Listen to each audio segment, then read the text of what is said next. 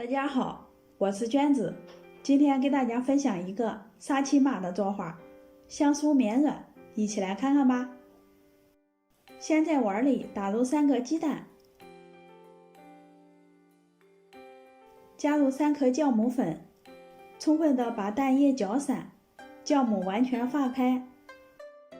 盆里准备300克的面粉，倒入搅好的鸡蛋液，边加边搅拌，一直搅拌成像这样的面疙瘩，再下手揉成面团。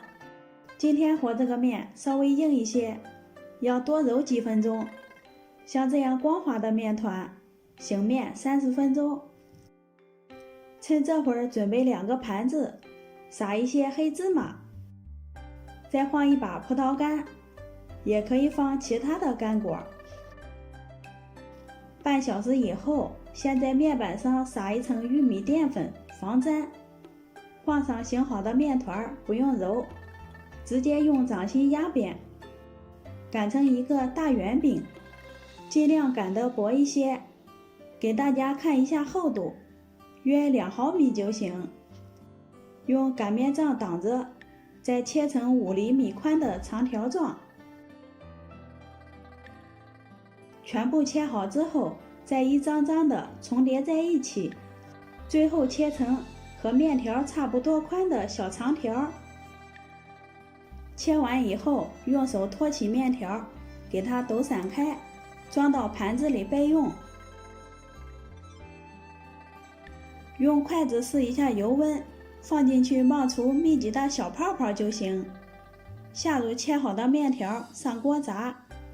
油温高一些下锅，生胚立马就浮上来了。全部下完之后，用筷子翻动几下，让面条受热均匀，一直炸到生胚有点花硬，呈萎黄色即可出锅。捞出来控一下油分，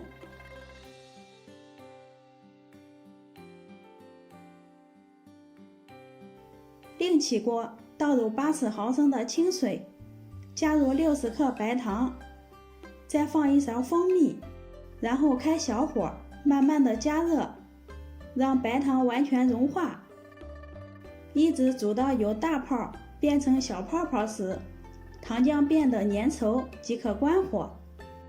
将炸好的面条倒进锅里，快速的翻拌均匀，让每根面条都裹上一层糖液，像这样就行啦。倒在准备好的盘子里，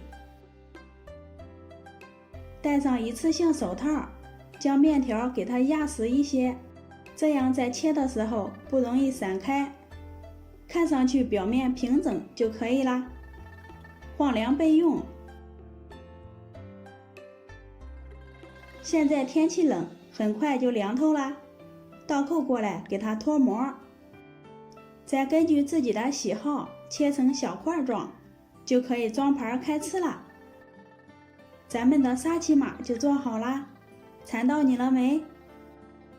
咬上一口，香酥绵软，甜度也合适，还有葡萄干的酸甜，真的是太好吃了。现在非常时期，也出不了门，可以在家给孩子们做着吃哦。